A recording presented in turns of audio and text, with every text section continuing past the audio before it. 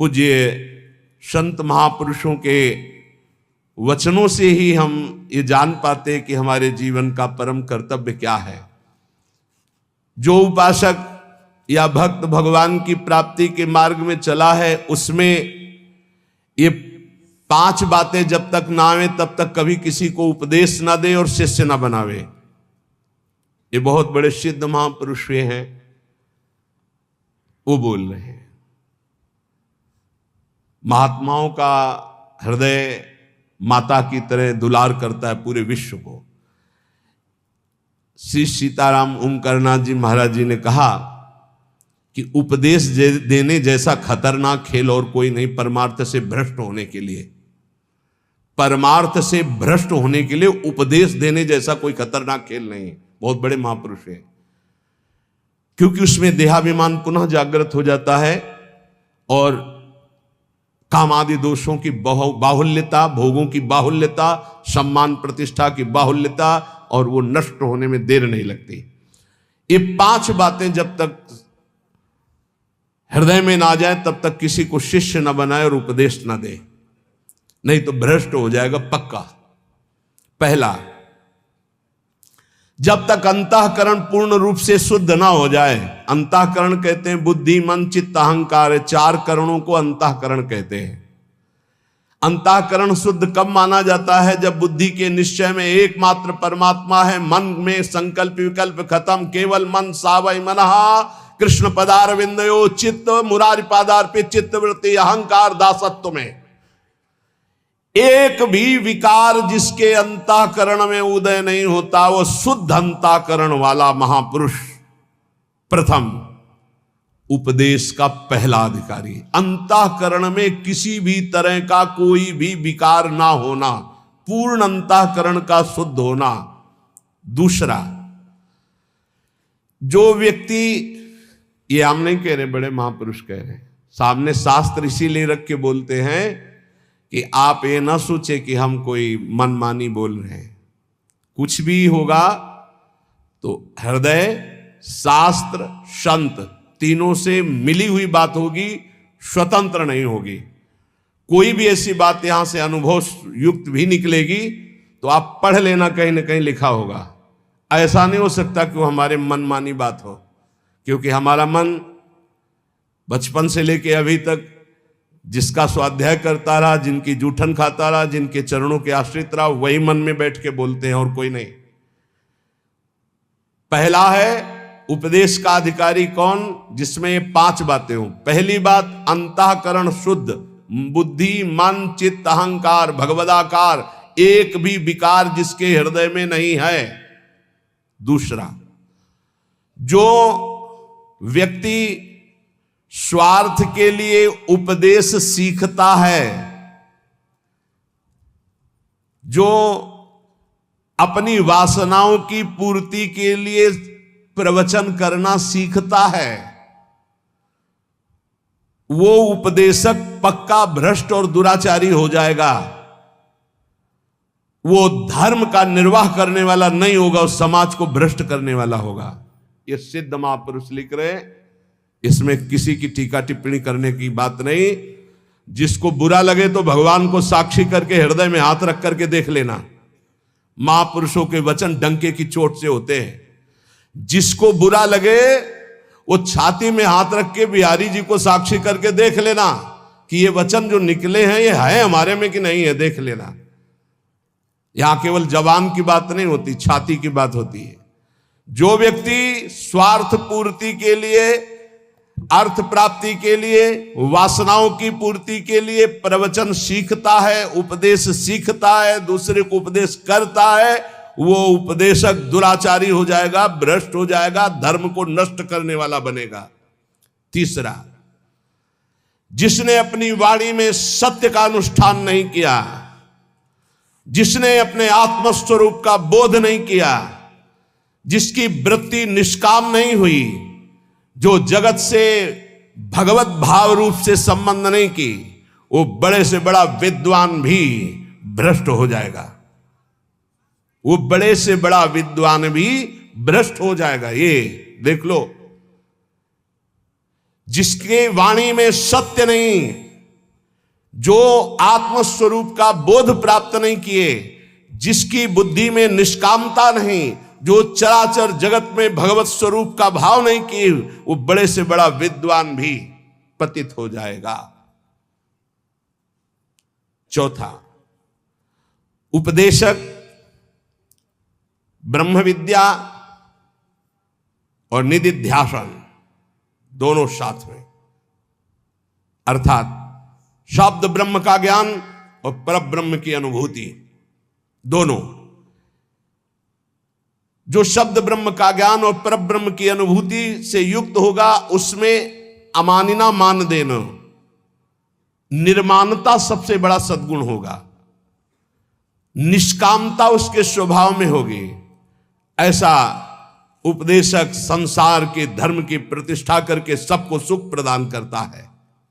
पांचवा, जो स्वयं अपने मन को कृष्णाकार कर चुका है, जो इष्ट के प्रेम में डूबा हुआ है, जिसका केवल इष्ट से दृढ़ विश्वास और संबंध है, जो इष्ट के स्मरण में डूबा हुआ उपदेश करता है, जो दुनिया में एकमात्र परम स्वतंत्र सत्ता श्री भगवान की देखता है, जो सबका परम मंगल करने का उद्देश्य रखकर, केवल उद्देश्य रखकर भगवत चर्चा करता है, उसका उपदेश देना यथार्थ धर्म का प्रकाश करने वाला होगा। ब्रह्मबोध होना शास्त्रों के स्वाध्याय का फल है। भगवत प्रेम होना इस समस्त साधनों और भक्ति का यथार्थ फल है। नहीं सो सब धर्म कर्म जर जाऊ, जहां न राम पद पंकज भाव। जब तक प्रभु के चरणों में प्रेम ना हो जाए या तत्वबोध ना हो जाए, तब तक उपदेश नहीं करना चाहिए। ऐसा महापुरुषों का नहीं तो लिखा हुआ है, जो व्यक्ति स्वार्थ के लिए, जो धन के लिए, वासना के लिए, सम्मान के लिए, सुख सुविधा के लिए सीखता है और उसका उपदेश करता है, उसका चरित्र भ्रष्ट हो जाता है। महापुरुषों ने जो कहा है वो अपने अनुभव से कहा है। पहले अपने आप की जो माया जनित वृत्ति है उसको हटाओ और मुक्त हो जाओ, तब दूसरों को मुक्त करने की बात सोचिए। पहले अपना कल्याण करो, जग का कल्याण स्वयं होगा। यह शास्त्रीय सिद्धांत है। पहले खुद की वृत्तियों को ठीक करो, पहले खुद काम क्रोध विजयी बनो, पहले खुद निरंतर नाम जप का रसास्वादन करो, फिर बोलोगे तो निहाल कर दोगे। पूज्य श्री रामचंद्र डोंगरे जी महाराज, सुना है प्रगट में, आंखों से अश्रु बह रहे हैं, ग्रीवा झुकी हुई है, सामने ठाकुर जी हैं, और ऐसी कथा पूज्य श्री मथुरादास जी, सुना है, बड़े बड़े महापुरुष, और कथा की और उठे और चल दिए। जो जहां जैसा वो सब वहीं छोड़ दिया। वो अपना देखो, लगाओ, गौ सेवा में लगाओ, विद्यालय में लगाओ, जहां परमहंस पूज्य श्री रामचंद्र डोंगरे जी महाराज, बड़े बड़े महापुरुषों को देखा। ये जो भगवत चर्चा है, ये जो उपदेश है, जो सत्संग है, ये आत्म सुख के लिए है। जीवन निर्वाह तो प्रभु स्वयं अपने दासों का करते हैं, उसके लिए ये थोड़ी है। ये भगवत मार्ग बेचने वाला थोड़ी है कि हमारे जीवन का निर्वाह तो योगक्षेमम वाहम्यम श्री हरि करेंगे। ये चर्चा किस लिए हो रही है? सबका परम मंगल करने के लिए हो रही। स्वांता सुखाय तुलसी रघुनाथ गाथा। जो अपनी इंद्रियों पर नियंत्रण करता है, वही दूसरे की इंद्रियों को विषयों से निकाल सकता है, अन्यथा नहीं। जो खुद इंद्रियों का गुलाम है, वो दूसरे को इंद्री विजेता कैसे बना सकता है?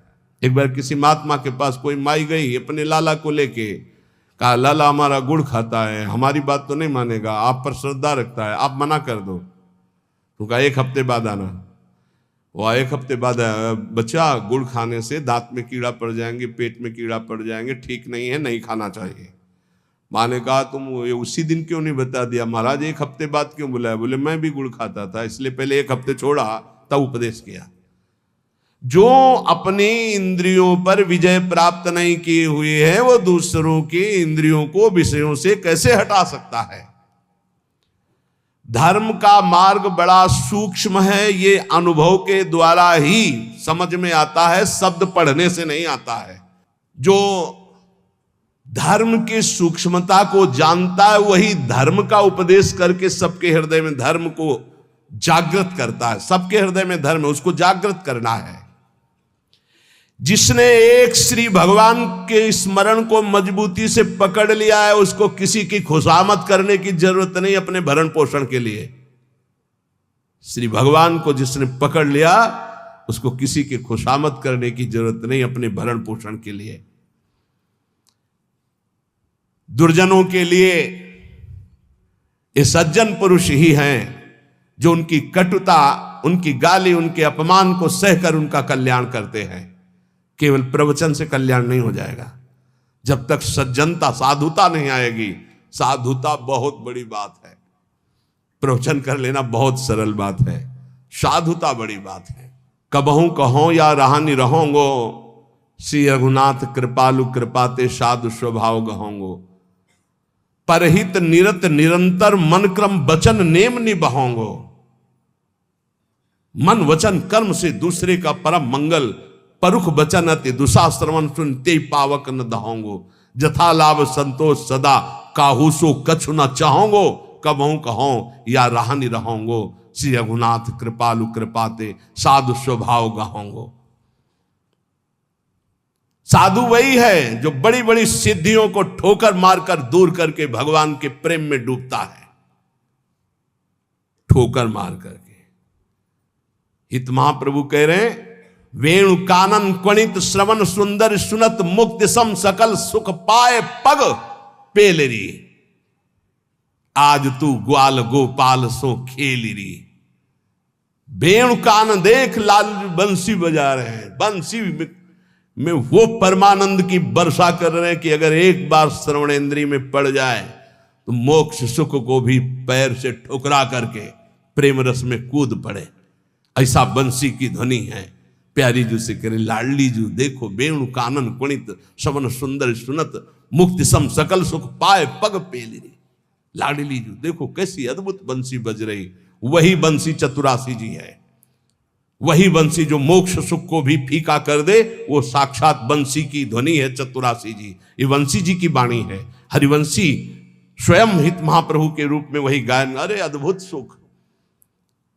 जो सिद्धियों को ठोकर मार करके आगे बढ़ता है, वो भगवान के प्रेम को प्राप्त होता है।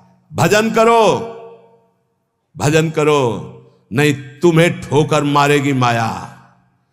भजन करो, नहीं तुम्हें ठोकर मारेगे। भजन किया तो सिद्धियों को ठुकरा कर भगवदानंद में डूबता है। तू परम स्वतंत्र स्वाधीन भगवान का दिव्य अंश है, किसी की पराधीनता की जरूरत नहीं। पर यह स्थिति तभी आएगी जब भजन करोगे। भजन परमार्थ का मार्ग व्यवहार से होकर ही गुजरता है। इसलिए जिसका व्यवहार परमार्थ में होता है वही सिद्ध साधु होता है। व्यवहार भी परमार्थ में होना चाहिए। व्यवहार अमर्यादित हुआ, धर्म विरुद्ध हुआ तो पाखंड है, साधुता नहीं। व्यवहार बिल्कुल शुद्ध, तस्मात् शास्त्रम प्रमाणम ते कार्या कार्यो व्यवस्थितो, शास्त्र के अनुसार होना चाहिए। भगवान व्यापक है, सबके हृदय में है, तुम्हारे हृदय में भी है, पास में भी है, बहुत दूर भी है, अंदर भी है, बाहर भी है। तो पाखंड किससे करोगे, छुपाव किससे करोगे, दुर्व्यवहार किससे करोगे? जो ये जानता है वही साधु है। जो स्वयं नहीं कर सका उसको कभी उपदेश देने का अधिकार नहीं है। अपनी दिनचर्या ऐसी बनाओ जो गुरु प्रदत्त अनंत शक्ति प्रदान करने वाली अखंडानंद में स्थित करती है दिनचर्या। ऐसा कभी मत करो जो गुरु प्रदत्त दिनचर्या है उसका खंडन हो जाए तो दुख तुम्हें घेर लेगा, निश्चित समझना। ये बहुत बड़े महापुरुषों की वाणी है। अपनी दिनचर्या गुरु प्रदत्त ऐसी बनाओ जिससे अनंत शक्ति और अखंडानंद की प्राप्ति होती, दिनचर्या से ही होती है। ऐसा कभी मत दिनचर्या का खंडन करो जो तुम्हारी शक्ति को छीन करके तुम्हें दुख में फंसा दे। ऐसी दिनचर्या विजयी होनी चाहिए कि आपके पास समय ही नहीं है। आपके पास अपनी दिनचर्या से बड़ा सौभाग्य है अपने साधकों को कि 1 मिनट के लिए समय नहीं। अगर कभी कहीं ऐसा तो 1 मिनट निकालना मुश्किल है। अपनी दिनचर्या ऐसी बना दी है गुरुजी ने, श्री जी ने। किसी भी परिस्थिति में तुम्हारे मन में कमजोरी नहीं आनी चाहिए। चाहे जैसी परिस्थिति तुम्हें याद होना चाहिए, ये इष्ट के द्वारा पास करके भेजी हुई परिस्थिति, मैं डगमगाऊं क्यों, मैं भयभीत क्यों हूं?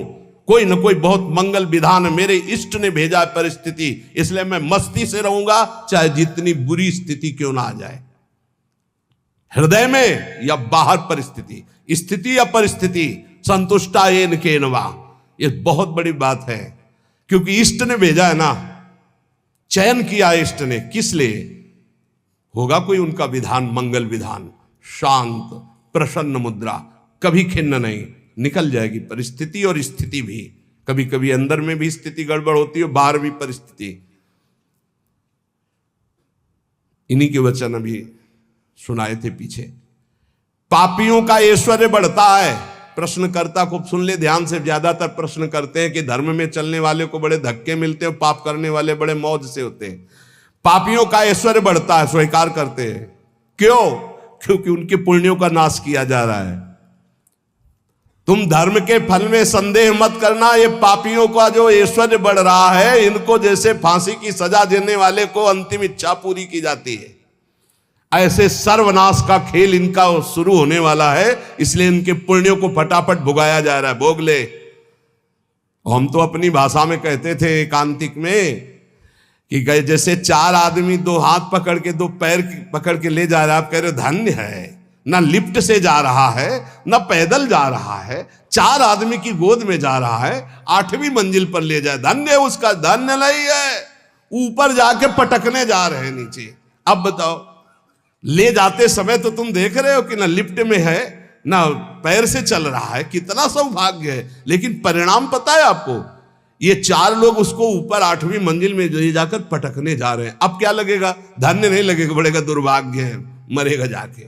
ऐसे ही पापी आदमी जब चारों खाने में हरा भरा नजर आवे ना, बढ़ता नजर आवे, तो आप हाथ जोड़ के शोक मगन होना, अब मरेगा ये जाके। ये 4 जो ले जा रहे ना, ये ऊपर से पटकेंगे जाके। चारों तरफ हरा भरा, जिधर देखो उधर माला माल, जय जय जय जय, दिया सलाई लग रही सुकृत में, पुण्य में। क्योंकि पाप कर रहा है, अब भस्म होगा। कभी कभी गुरुजन जब समझाते हैं और जब देख लेते हैं ना कि बहुत पैंग लंबी बढ़ गई, तो मौन हो जाते हैं। नहीं समझता जीव, इसीलिए भगवान भी चुप हो जाते कि पहले जल ले। अच्छा, भगवान जानते कि तू मेरा अंश जलेगा, है नहीं, तेरी कपड़ा जलेगा। ये नयनम छिंदन्ति शस्त्राणि नयनम दहति पावकहा न चैनम क्लेदयन्त्यापो न शोषयति मारुता। भगवान का बच्चा आग नहीं जला सकती, शस्त्र नहीं छेद सकता, जल नहीं डुबो सकता, वायु नहीं सुखा सकती। तो अगर डूब रहा है और मर रहा है तो मर, क्योंकि आत्मा को कुछ होना नहीं है और तेरे पाप किया है तो भोग। भगवान ऐसे देख रहे हैं। तुम कहोगे बड़े दयालु है, नहीं, इस समय दयालु नहीं। दयालु जान रहे हैं कि मेरे अंश को कोई फर्क नहीं पड़ना, शरीराभिमानी पाप किया है, भोग ले।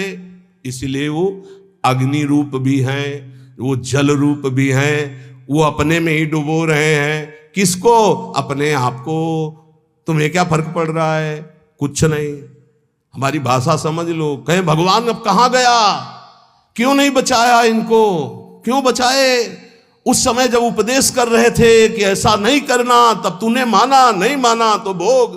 तो बोले दया क्यों नहीं है? दया इसलिए नहीं कि असली वाले को जलन नहीं होगी और नकली वाला बचेगा नहीं। क्या? ये नकली है, यही जलेगा। असली जो भगवान का अंश है उसमें कोई ताप नहीं लगता।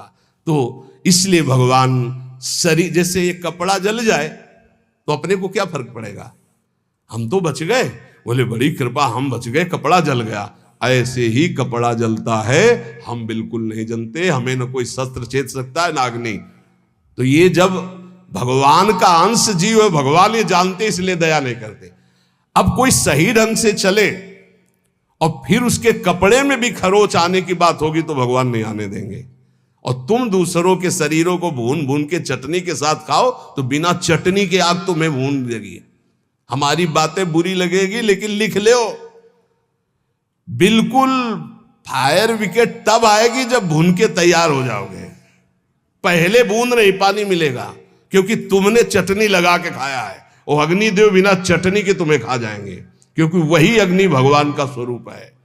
इसीलिए कहते हैं कि होश में ये मांस खाना, मदिरा पीना, व्यभिचार करना, पापाचरण करना बंद कर दो। प्रभु अभी तक जो हुआ अब लो नसानी, अब ना नसइयो, नहीं खतरे में हो तुम पक्का। तुम्हें नहीं दिखाई दे रहा है, कोई अविनाशी शरीर नहीं तुम्हारा।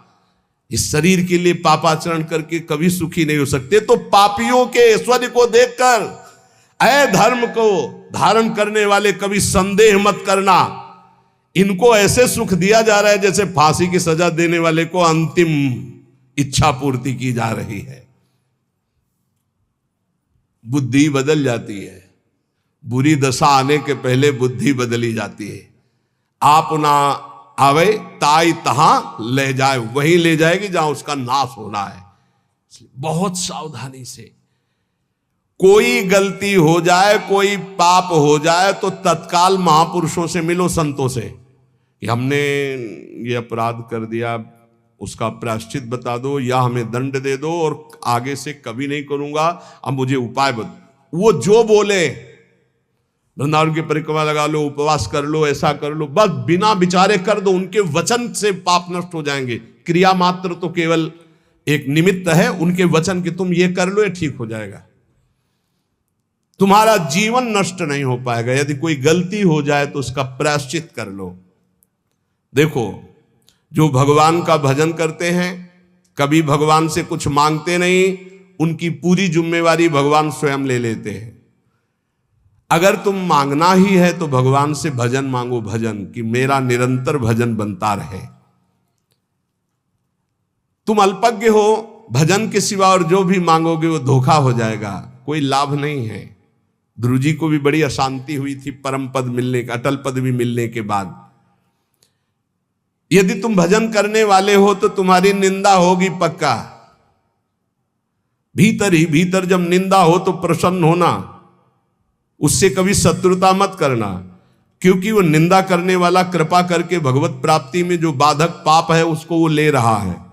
बड़ी कृपा है। निंदा करना दूसरों के पापों को लेना है, अपने को तो करना नहीं है। दूसरा कोई अपनी निंदा करे तो बहुत प्रसन्न होना है। ये कितना महान है कि जो हमें भगवत प्राप्ति में बाधक भाव थे उनका वो अपहरण कर रहा है।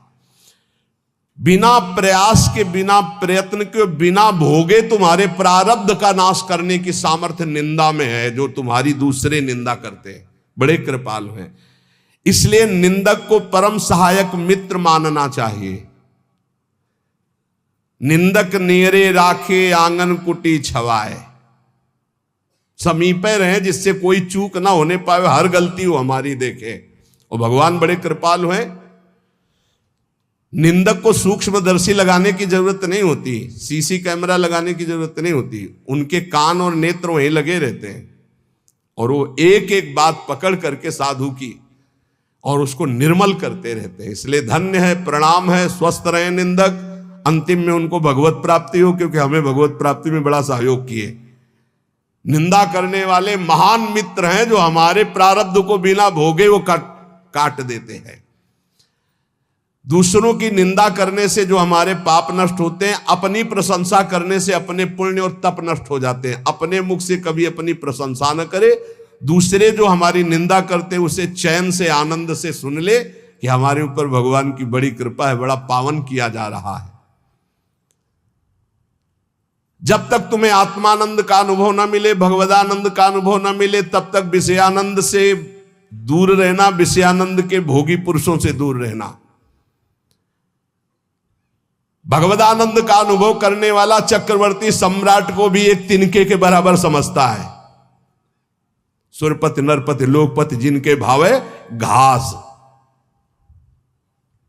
भगवदानंद का अनुभव करने वाला चक्रवर्ती सम्राट को वही तिनके के समान समझता है। अब अंदर से देख लो, प्रभु के प्रति भाव है या धन के प्रति या पद के प्रति, तो वैसे ही हो जाएगा। भगवदानंद जिसको अनुभव हुआ, सुरपति नरपति लोकपति जिनके भाव है घास, ये बात अंदर से समझो। अपमान किसी का करना नहीं, पर अंदर से किसी के प्रति ऐसा भाव न रहे कि धन को लेकर, रूप को लेकर, अभिनय को लेकर, पद को लेकर के हमारा गर्व है कि हमारे पास अमुक आए, हमारा गर्व है कि हमारे पास परमहंस आए, अवधूत आए। हमारा गर्व, ये उनका सौभाग्य है कि उनको एक बार इस रज में माथा रखने का सौभाग्य मिला।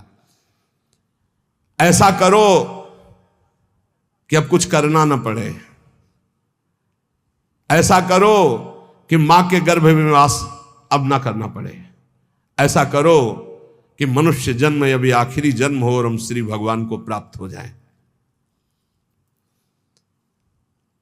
अगर माली से संबंध रखोगे तो पुष्प वाटिका का कोई भी फूल तुम चयन कर सकते हो। ऐसे ही यदि तुम भगवान से संबंध रखोगे तो अनंत ब्रह्मांड भगवान की पुष्प वाटिका है। किसी भी ब्रह्मांड में स्वतंत्र रूप से तुम जा सकते हो।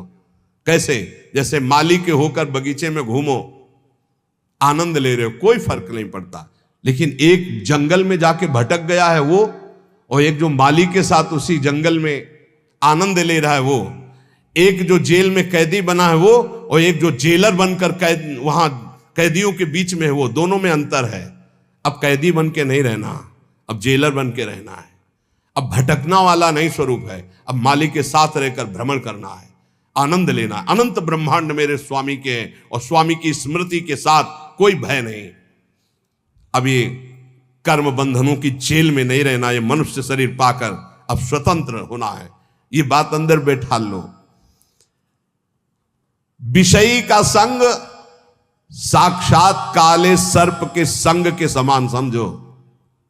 विषयी पुरुष का संग, ये विषयी पुरुष विष के समान है। इनके स्पर्श से, इनके संभाषण से, इनके दर्शन से इनके शरीर में चिपटे रहते हैं ऐसे परमाणु, जो तुम्हारे अंदर आएंगे और तुम्हारे भजन को जलाकर राख कर देंगे, भजन की वृत्ति को जला के राख कर देंगे। जितनी जल्दी हो सके अपने को जलने से बचाना चाहते हो तो विषयी पुरुषों का संग छोड़ दो। संगम त्यजेत मिथुन व्रतिनाम मुमुक्षु, बहुत बड़ी बात है, इसको अंदर से समझ लो। प्रयत्न करो, विषयी पुरुषों का संग साक्षात भयावह विषधर सर्प के समान है। वो तुम्हारी समस्त साधना को चौपट कर देगा। विषय की अग्नि की चपेट में तुम अध्यात्म शक्ति को भस्म कर दोगे। इसलिए दूर, हमको यही देखना है। जब भगवान मोहिनी रूप के पीछे भाग रहे थे ना, तो बड़े बड़े जो पद्मासन लगाए बैठे थे, तो मोहिनी भगवान ऐसे करते हैं। देख लो, ये वो हैं जो ब्रह्मबोध प्रदान करते हैं, और मेरा ये वो रूप है जो ऐसों को भी पीछे दौड़ा रहा। भगवान के मोहिनी रूप का ऐसे ही ये भगवान उदाहरण देते रहते हैं, भगवान ही उपदेश दे रहे हैं। पक्का समझिए, बहुत बहुत विचित्र, अतिशय प्रबल देव तो माया, जो शास्त्र कह रहा वैसे चलोगे बच जाओगे। यहां सत्संग के द्वारा हमको ये समझना है कि हमें जो मिला बहुत कीमती चीज है, परमार्थ बहुत कीमती चीज है। इसको छीनने के लिए बहुत माया रंग रचेगी।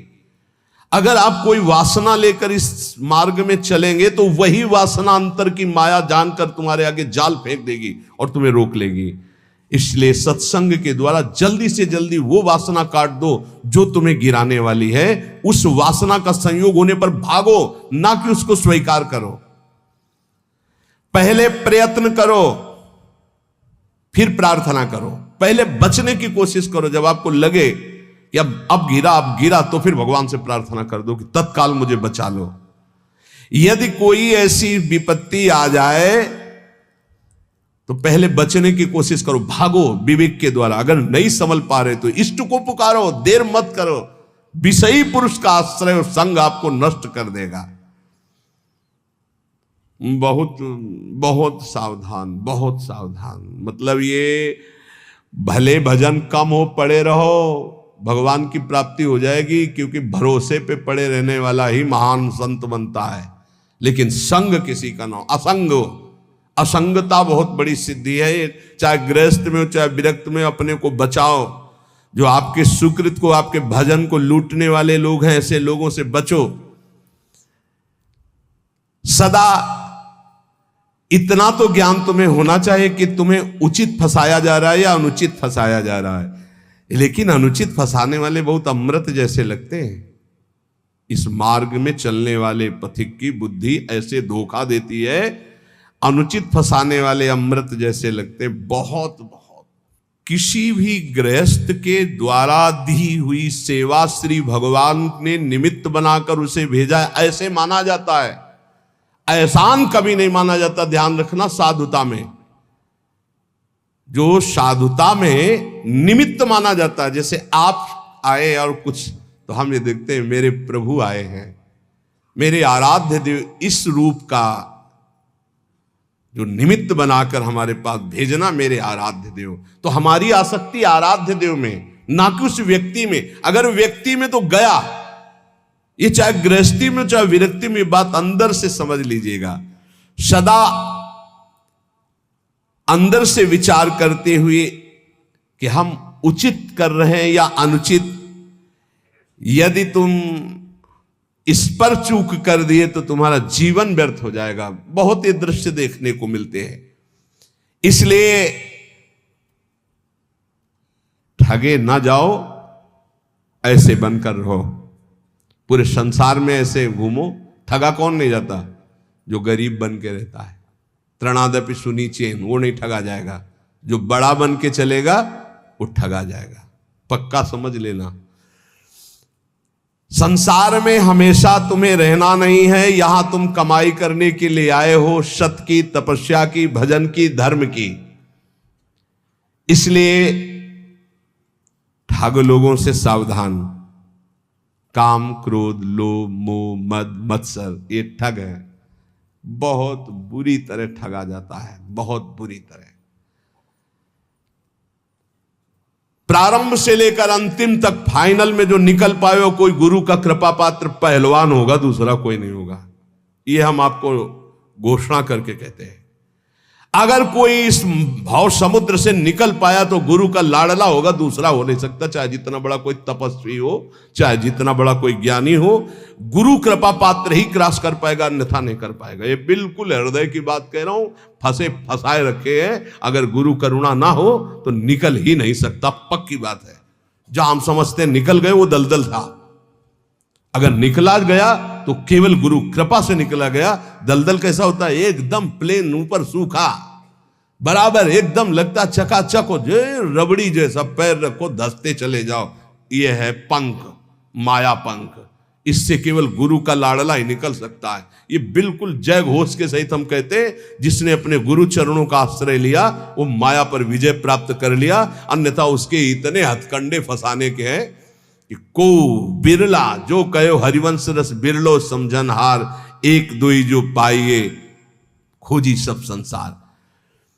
जो गुरुदेव का अभिन्न अंग बन जाता है, उस शिष्य को अपने उद्धार के लिए बुद्धि का प्रयोग नहीं करना पड़ता।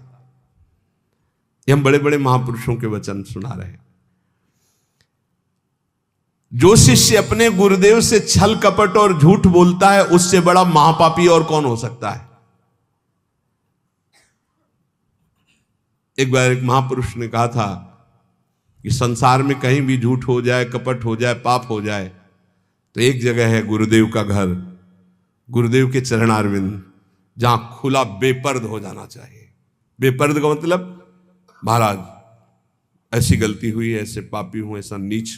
वहां बिल्कुल भय मत करो, झूठ मत बोलो, छल कपट मत करो। वो तुम्हें डांटेंगे, भगा देंगे, तिरस्कार करेंगे, कभी हमारे सामने मत आना, जा ऐसा, वो सब पाप नष्ट हो जाएंगे।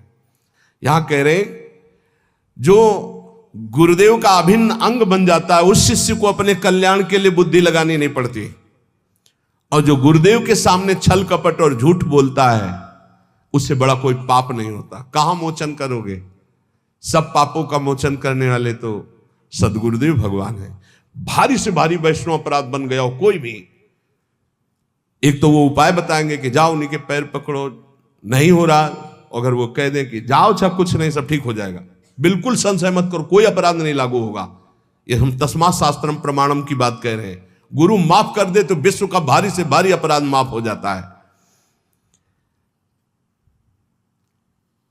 अगर कितना भी बड़ा अपराध बन गया हो और गुरुजी उलट कर ये कह दे कोई बात नहीं, जाओ कोई बात नहीं, तो तुम्हारा निश्चित सारे अपराधों से अपने आप प्रायश्चित हो गया उनके एक शब्द कहने से, कोई बात नहीं, जाओ कोई बात नहीं। बड़े से बड़े अनर्थ का नाश गुरुदेव के एक शब्द से हो जाता है, जाओ कोई बात नहीं। वेद शास्त्र को सामने रखकर अत्याचार अनाचार करना, झूठ बोलना, कपट करना, तो क्या तुम्हें यह पता नहीं कि प्रभु घटघटवासी हैं? क्या वो प्रभु नहीं देख रहे कि तुम शास्त्र को सामने रख करके क्या आचरण करते हो, क्या बोलते हो? तो शास्त्र गुरुदेव यही तो तुम्हारे कल्याण के लिए है। कम से कम शास्त्र का प्रवचन, शास्त्र की वार्ता और गुरुदेव के शब्द, गुरुदेव के प्रवचन, गुरुदेव की वार्ता, इसी तो अपने जीवन में सत्य मानकर उतारो। एक मनुष्य ने प्रश्न किया गुरुदेव से कि महाराज भगवान नाम से सुना है कि सब काम हो जाता है, तो फिर संध्या, तर्पण, यज्ञ, दान ये सब करना चाहिए कि नहीं करना चाहिए?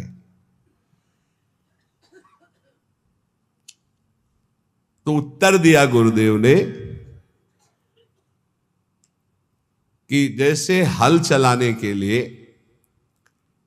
बैल ही जोता जाता है, हाथी नहीं जोता जाता है।